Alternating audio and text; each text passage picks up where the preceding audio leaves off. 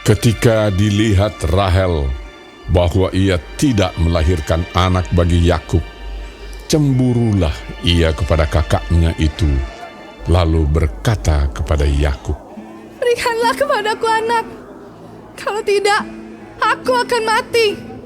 Maka bangkitlah amarah Yakub terhadap Rahel, dan ia berkata, Akukah pengganti Allah yang telah menghalangi engkau mengandung?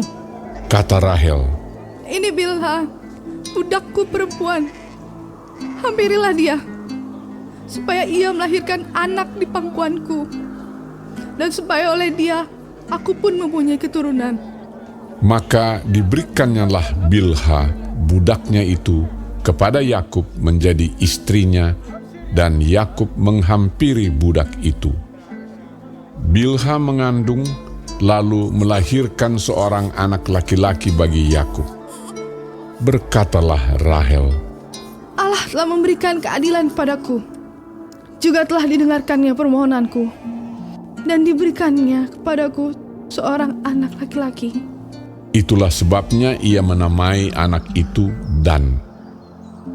Mengandung pulalah Bilha, budak perempuan Rahel, lalu melahirkan anak laki-laki yang kedua bagi Yakub. Berkatalah Rahel, "Aku telah sangat hebat bergulat dengan kakakku, dan aku pun menang." Maka ia menamai anak itu Naftali. Ketika dilihat Lea bahwa ia tidak melahirkan lagi, diambilnyalah Zilpa, budaknya perempuan, dan diberikannya kepada Yakub menjadi istrinya. Dan Zilpa, budak perempuan Lea, melahirkan seorang anak laki-laki bagi Yakub. Berkatalah Lea, "Mujur telah datang." maka ia menamai anak itu Gad. Dan Zilpa, budak perempuan Lea, melahirkan anak laki-laki yang kedua bagi Yakub. Berkatalah Lea, Aku ini berbahagia. Tentulah perempuan-perempuan akan menyebutkan aku berbahagia. maka ia menamai anak itu Asher. Ketika Ruben pada musim menuai gandum pergi berjalan-jalan, didapatinyalah di padang buah Dudaim, lalu dibawanya kepada Lea ibunya. Kata Rahel kepada Lea, "Berilah aku beberapa buah dudaim yang didapat oleh anakmu itu." Jawab Lea kepadanya, Apakah belum cukup bagimu mengambil suamiku? Sekarang pula mau mengambil lagi buah dudaim anakku? kata Rahel, "Kalau begitu, biarlah ia tidur dengan engkau pada malam ini sebagai ganti buah dudaim anakmu itu." Ketika Yakub pada waktu petang datang dari padang, pergilah Lea mendapatkannya sambil berkata, Engkau harus singgah kepadaku malam ini, sebab memang engkau telah kusewa dengan buah dudaim anakku. Sebab itu tidurlah Yakub dengan Lea pada malam itu. Lalu Allah mendengarkan permohonan Lea. Lea mengandung dan melahirkan anak laki-laki yang kelima bagi Yakub. Lalu kata Lea, Allah telah memberi upahku, karena aku telah memberi budakku perempuan kepada suamiku. maka ia menamai anak itu Isakar. Kemudian Lea mengandung pula dan melahirkan anak laki-laki yang keenam bagi Yakub. Berkatalah Lea, Allah telah memberikan hadiah yang indah kepadaku. Sekali ini, suamiku akan tinggal bersama-sama dengan aku, karena aku telah melahirkan 6 orang anak laki-laki baginya. maka ia menamai anak itu Zebulon. Sesudah itu ia melahirkan seorang anak perempuan dan menamai anak itu Dina. Lalu ingatlah Allah akan Rahel. Allah mendengarkan permohonannya serta membuka kandungannya. Maka mengandunglah Rahel dan melahirkan seorang anak laki-laki. Berkatalah ia, "Allah telah menghapuskan aibku." Maka ia menamai anak itu Yusuf, sambil berkata, Mudah-mudahan Tuhan menambah seorang anak laki-laki lagi bagiku. Setelah Rahel melahirkan Yusuf, berkatalah Yakub kepada Laban, Izinkanlah aku pergi, supaya aku pulang ke tempat kelahiranku dan ke negeriku. Berikanlah istri-istriku dan anak-anakku yang menjadi upahku selama aku bekerja padamu, supaya aku pulang, sebab engkau tahu betapa keras aku bekerja padamu.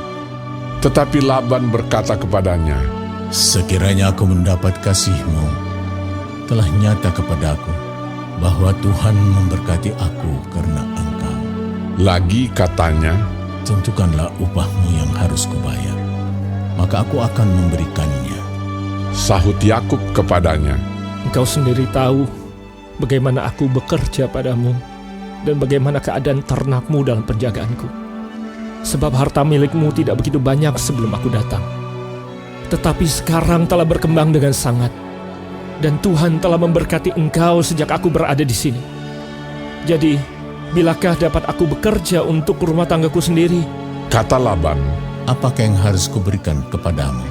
Jawab Yakub, Tidak usah kau berikan apa-apa kepadaku. Aku mau lagi mengembalakan kambing dombamu dan menjaganya, asal engkau mengizinkan hal ini kepadaku.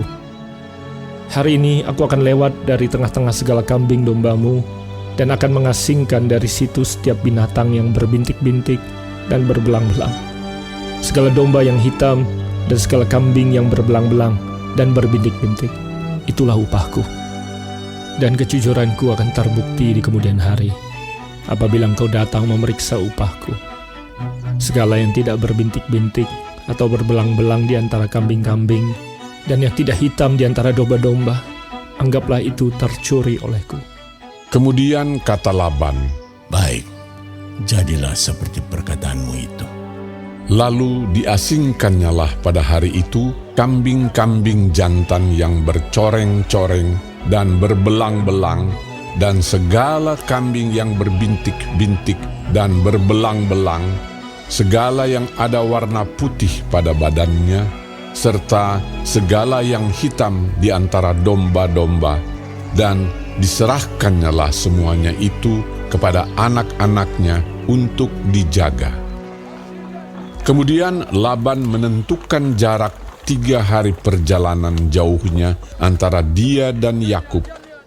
Maka tetaplah Yakub menggembalakan kambing domba yang tinggal itu. Lalu Yakub mengambil dahan hijau dari pohon hawar, pohon badam, dan pohon berangan. Dikupasnyalah dahan-dahan itu sehingga berbelang-belang sampai yang putihnya kelihatan. Ia meletakkan dahan-dahan yang dikupasnya itu dalam palungan, dalam tempat minum, kemana kambing domba itu datang minum, sehingga tepat di depan kambing domba itu. Adapun kambing domba itu suka berkelamin pada waktu datang minum. Jika kambing domba itu berkelamin dekat dahan-dahan itu, maka anaknya bercoreng-coreng, berbintik-bintik dan berbelang-belang. Kemudian Yakub memisahkan domba-domba itu, dihadapkannya kepala-kepala kambing domba itu kepada yang bercoreng-coreng dan kepada segala yang hitam di antara kambing domba Laban. Demikianlah ia beroleh kumpulan-kumpulan hewan baginya sendiri dan tidak ditempatkannya pada kambing domba Laban. Dan setiap kali apabila berkelamin kambing domba yang kuat, maka Yakub meletakkan dahan-dahan itu ke dalam palungan di depan mata kambing domba itu, supaya berkelamin dekat dahan-dahan itu.